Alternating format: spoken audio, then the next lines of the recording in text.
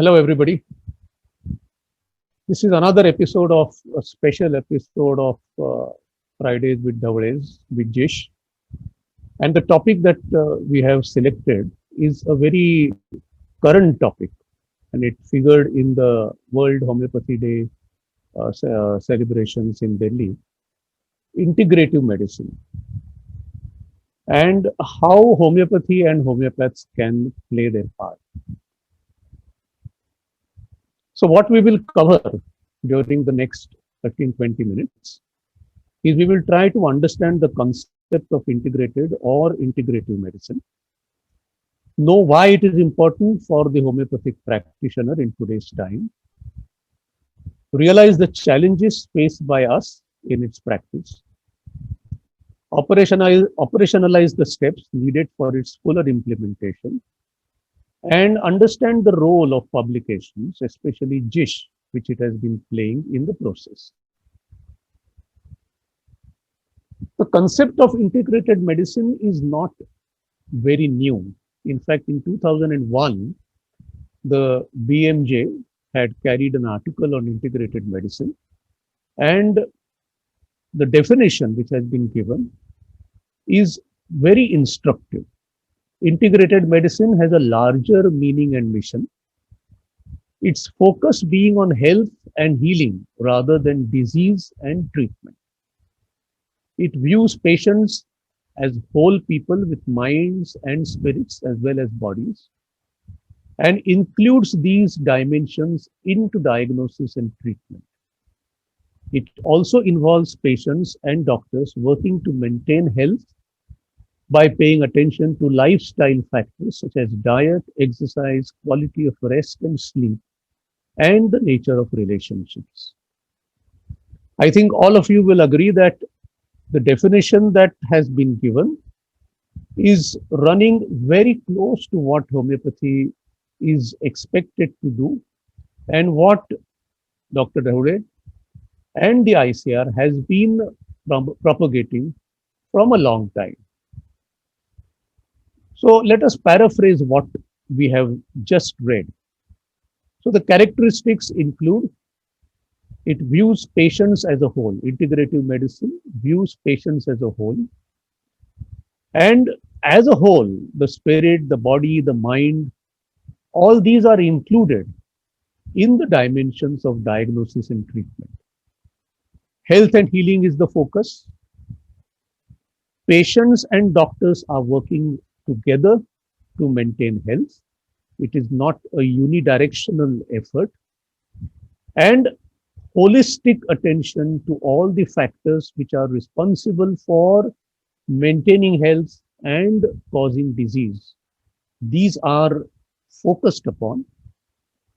And what is most important is the nature of relationships. And this relationships extends to all, not only relationships between people in the family, between people at work, between people in the community, but even relationships with the environment. So even climate change can enter into this aspect. So you see that the coverage of integrative medicine is very, very large. So on the left hand side, we have seen what we have just defined as integrative medicine. But on the right hand side, we are faced with the problem of operationalization of this integrative medicine, especially when it comes to homeopathy. All of us recognize that this is basically a Hahnemannian homeopathic approach. But how does one operationalize it? How does one put it into practice? And in this, I think we will realize that the evidence base that we have to build up, this evidence base has to be effective and it has to be efficacious. Only when we are able to build that type of an evidence base will we have a chance to deal with the prejudice that is so very common as far as homeopathy is concerned. So how do we actually go about evolving the evidence base? So what I have tried to do in this presentation is to classify or categorize different illnesses that we are encountering in our daily work in these 6 zones. So the first zone is where there is no conventional medicine available. That means that something like a learning disability, LD, autism, where conventional medicine is given, but it has no lasting solution. Third is cerebral palsy, where conventional medicine has a place, but conventional medicine and homeopathy can go comfortably side by side. The fourth one is our cases like, say, alcohol withdrawal syndrome, where conventional medicine has limitations, but homeopathy can resolve these acute conditions in a good record time. COPD, where the reach of conventional medicine can be extended through homeopathic interventions. And the last are those new conditions, emerging conditions, where as yet we do not have research evidence of the efficacy of homeopathy. So what we will be seeing now for the next few minutes is what is the type of evidence that we need to build in order to reach out to all the people concerned to prove what homeopathy can do. So this is what example of learning disability where we had an extramural research project with the help of the Ministry of Ayush. And we find that here the main participants are the principals and the teachers and the parents, and of course, the student himself. And a lot of these professionals, remedial educators, clinical psychologists, the medical social worker, they are a part of the team which we build together. And the homeopath is the person who actually individualizes and treats. And we have had remarkable effort. This is an article that we had published in the IJRH, where we have seen that homeopathic medicine, when compared with placebo, brings about a remarkable change in the children, not only in the final effort, but also in the speed with which they respond, as also in the comorbid condition. And as we know that ADD or ADHD is a common comorbid condition which accompanies learning disability. So this is a place where homeopathic intervention is crucial and nothing else by way of modern medicine is present. Then we have the autistic disorder. And here we have got wonderful work that has been done by Praful Barwalia sir. And he has also published work in the IJRH. But more particularly, I am referring to this triangle. And this triangle is given in the other article that I have referred to here, where Swapna Kamath has given her experience of managing autism. And in a beautiful way, she has outlined the different levels at which homeopathy has an impact, right from improving the sensory dysfunction, modifying perceptual difficulties, promoting cognition, controlling behavior, normalizing physiological function, bolstering immunity, and reducing the side effects of drugs. Anyone who is interested should go to the latest edition of the JISH, and you will find a beautiful paper which is mentioning here with evidence to show that how on different measurement scales we are able to record improvement in autism. This is a remarkable work which has been put up by Hema madam in Sumeru. This is also a paper which has been published in the JISH. In this, we have a multidisciplinary approach to children with cerebral palsy. We know that certain children of cerebral palsy have certain neurological dysfunctions, and epilepsy is one of the most common difficulties that they find. And a lot of these children are on routine anti-epileptic drugs. But what we have been able to find is that with the help of rehabilitation therapists, physiotherapists, psychosocial treatment, speech therapy, and homeopathic medication, we are able to improve the quality of life of these children and bring a remarkable difference to the life of these families. Please go through this nice paper which has appeared and where Hema madam, through three cases, has illustrated what fundamental ways in which homeopathy can affect these children. And this is a Lipoid funded, what is called as an Ummeed Cerebral Palsy Center, which they run. And the motto which they function on is hope definitely lives at the Ummeed Cerebral Palsy Center. Alcohol withdrawal syndrome, I think this is something that our Palghar hospital has been dealing with on a very large scale. And Dr. Shankar Narayan, our consultant, has been with us. And he has repeatedly said that the type of results that homeopathy is able to deliver, we are not able to deliver only with the allopathic medication. This is a study that has been reported in the homeopathic heritage. Madhura Devdar has worked on this paper, and we are able to see that the rate of recovery is remarkable. Within 24 to 48 hours, 32% of the patients recover completely, and a large number of patients are reporting within 48 to 72 hours.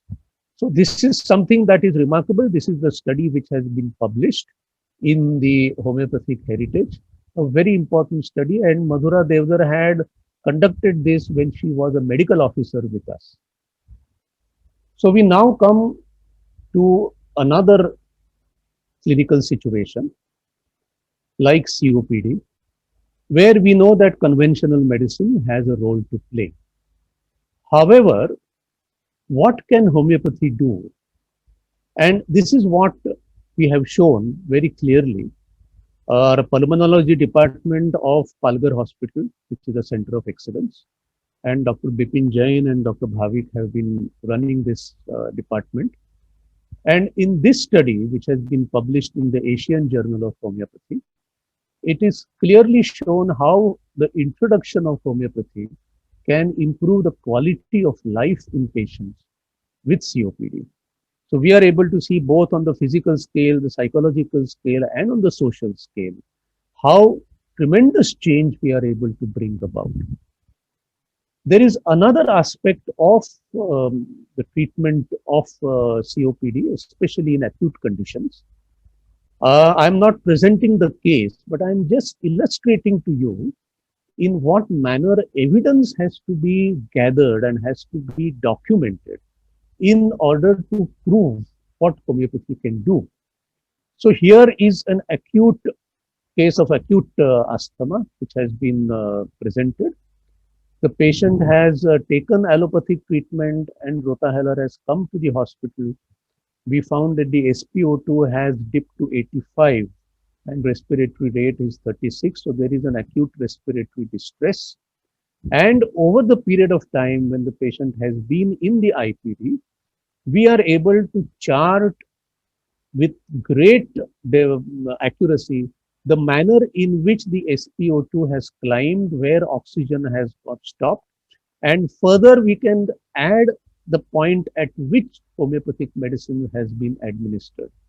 So we are able to produce this type of an evidence, and this evidence can be clearly done if we are treating a patient in IPD with homeopathy with all the features by which we are able to gather the evidence.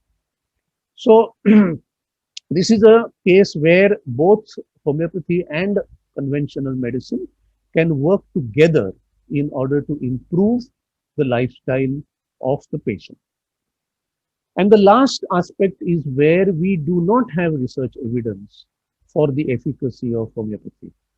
And here are a number of case reports.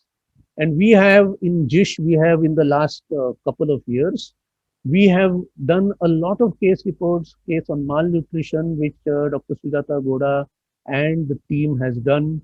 And there are a number of cases which we have treated in our Palghar hospital: pancreatitis, neurological emergencies, ventricular arrhythmia, where we have shown that whatever conventional medicine that has been going on, especially in cases of pediatric emergencies, but homeopathy, introduction of homeopathy has a decisive role to play in the final outcome.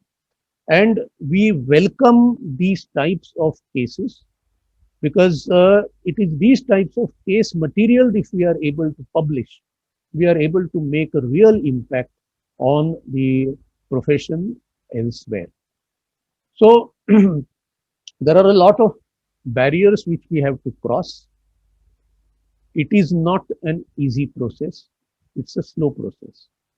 But then, unless as homeopaths we are able to document, we are able to organize our case reports, and we are able to publish it in peer-reviewed journals like the JISH, it will be very difficult for others to accept what homeopathy can do.